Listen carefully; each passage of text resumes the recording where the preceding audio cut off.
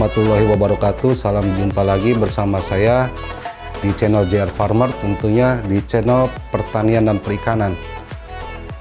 Bagaimana kabarnya Sobat Tani semuanya? Semoga Sobat Tani semuanya dalam keadaan baik-baik saja dan sehat walafiat. Tentunya harapan dan doa dari kami. Amin ya robbal alamin. Pada kesempatan kali ini saya akan membagikan atau men-share bagaimana proses cara kulturisasi bakteri Lactobacillus. Adapun bakteri Lactobacillus ini salah satu bagian kegiatan dari proses budidaya ikan sistem probiotik. Nah, sebelum saya melanjutkan ke acara proses bagaimana cara kulturisasi Lactobacillus itu, saya akan sedikit mengulas atau membahas tentang probiotik. Jadi probiotik itu adalah jenis mikroorganisme makhluk hidup atau mikroba yang dapat memberikan keuntungan atau manfaat ke mikroorganisme lainnya. Yang dimaksud mikroorganisme lainnya yaitu sejenis komoditas apa yang sedang kita budidayakan, tentunya dalam tema ini yaitu komoditas sejenis ikan. Nah, dalam kegiatan produksi budidaya secara intensif, banyak sekali kegiatan-kegiatan yang dilakukan oleh para petani. Salah satu diantaranya yaitu proses penebaran bibit atau benur secara padat, kemudian memberikan pakan secara intensif atau sangat banyak, dan kegiatan yang lainnya yaitu menggunakan bahan-bahan kimia sebagai pencegah dan pengendalian hama dan penyakit pada ikan.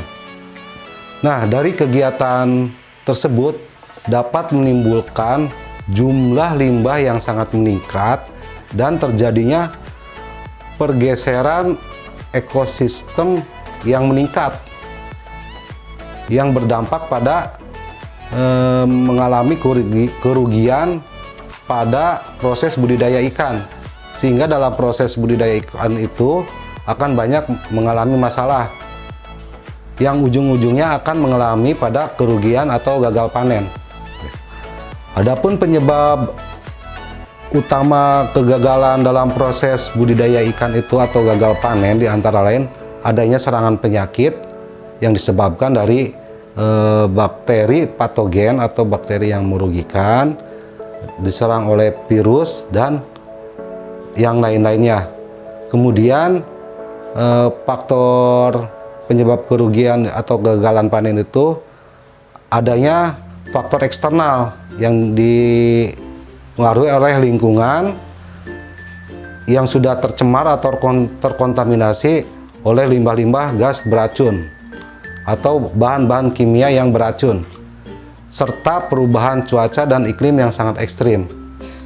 Kemudian salah satu faktor penyebab kegagalan panen itu adalah adanya atau banyaknya senyawa-senyawa toksis yang timbul di ekosistem pada kolam atau tambak ikan, seperti senyawa asam sulfida atau H2S, gas amonia atau gas beracun NH3, dan senyawa-senyawa toksis yang lainnya. Kemudian untuk proses budidaya ikan secara berkelanjutan dan ramah lingkungan itu perlu dilakukan tindakan proses biologis atau bioremediasi. Karena dengan proses biologis ini atau bioremediasi ini bisa menekan bahkan menghilangkan senyawa-senyawa toksis yang memanfaatkan mikroba-mikroba yang bisa menguntungkan, yang bisa meningkatkan kesehatan ekosistem pada kolam atau tambak dan pada ikan yang sedang kita budidayakan. Nah, Sobat Tani, adapun jenis-jenis mikroba yang kita butuhkan sekarang atau perlukan sekarang untuk diberikan ke ekosistem tambak atau kolam ikan yang sedang kita budidayakan, yaitu salah satu diantaranya antara lain mikroba sejenis Lactobacillus, Saccharomyces, Pseudomonas, Nitrosomonas, dan Nitrobacter. Nah, pada kesempatan ini saya akan membuat proses bagaimana cara kulturisasi bakteri genus Lactobacillus. Sedangkan untuk Nitrobacternya sudah saya buatkan video sebelumnya. Bagi sobat tani yang belum menyimak video saya tentang cara kulturisasi Nitrobacter, silahkan simak di channel JR Farmer yang berjudul Cara Kultur Nitrobacter. Demikianlah uraian singkat ini tentang probiotik yang saya sampaikan pada kesempatan kali ini. Kurang lebihnya saya mohon maaf apabila ada kata-kata yang salah. Oke, selanjutnya simak terus kegiatan saya di acara proses bagaimana cara kulturisasi Lactobacillus.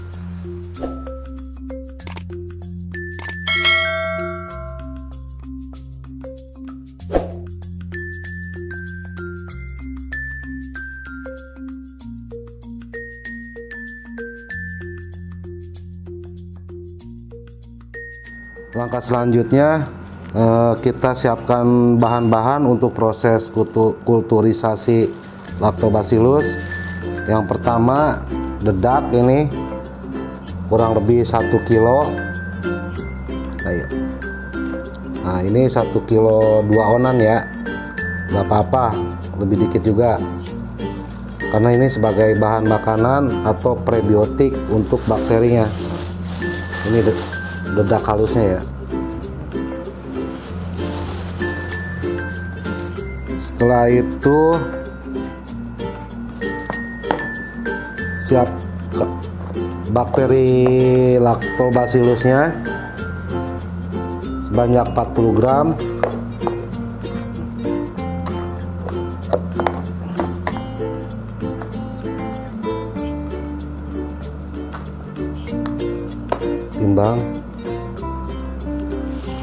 Timbangan 40 gram.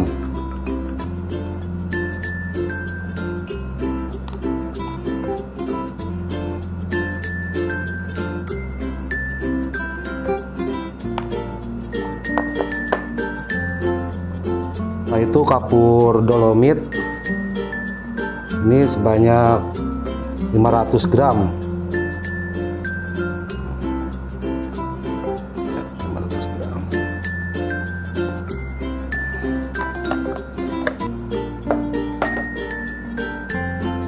Kemudian molase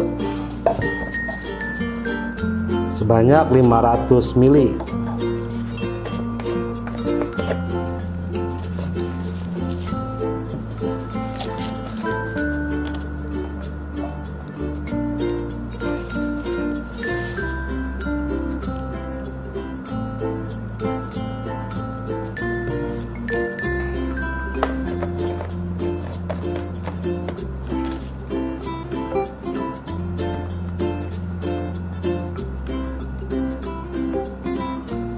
Kemudian ini M4, M4-nya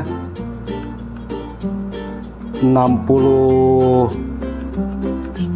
ml ya, berarti ini untuk satu tutup botol ini 10 sampai 12 ml, jadi anggap aja ini 10 ml ya, biar enak hitungnya dosisnya ya.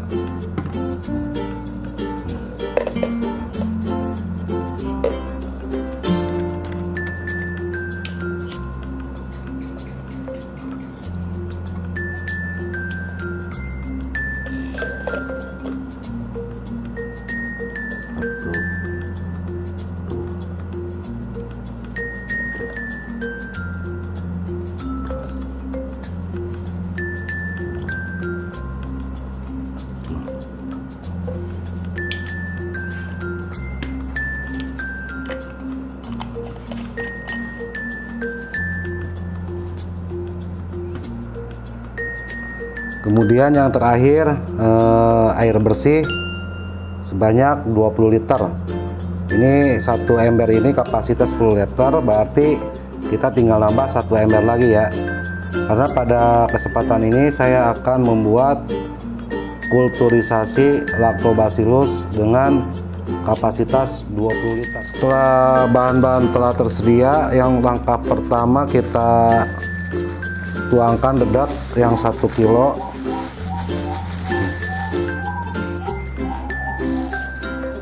Setelah itu ini kapur dolomitnya yang 500 gram atau setengah kilo. Setelah itu diaduk.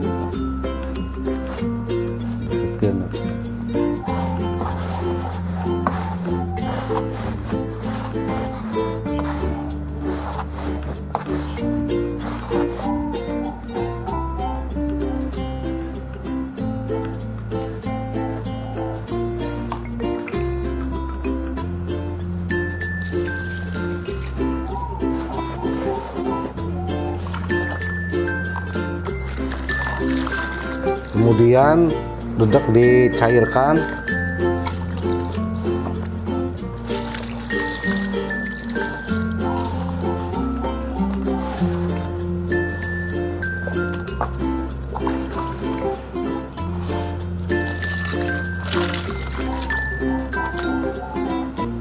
Diaduk terus sampai larut atau tercampur rata.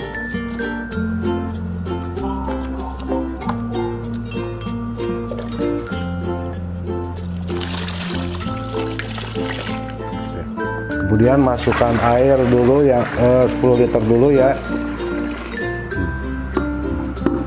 Kemudian aduk lagi.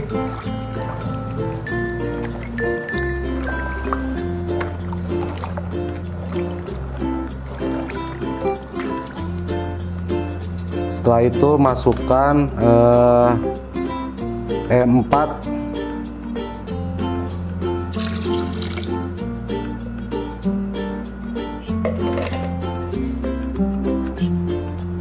Kemudian molase.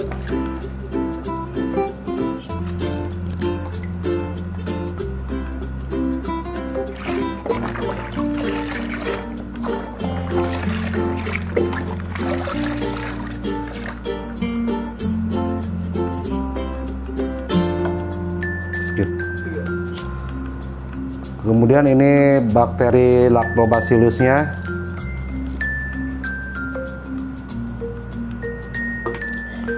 Kemudian masukkan lagi yang tadi 6 butir. Setelah itu aduknya.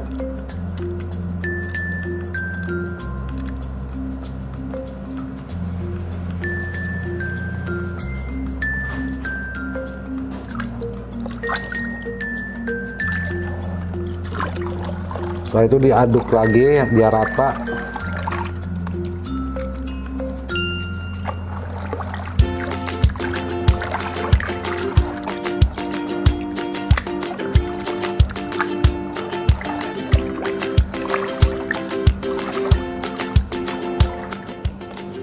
Setelah semua bahan sudah tercampur dan teraduk rata ya, ini cairan baru 10 liter.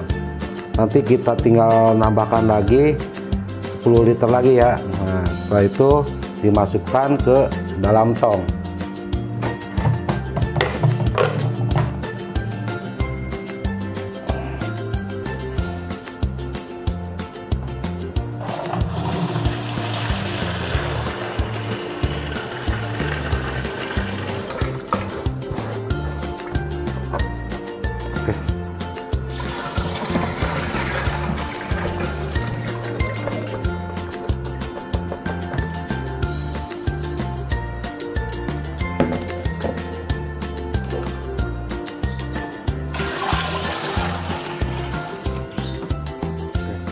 Kemudian ditutup rapat.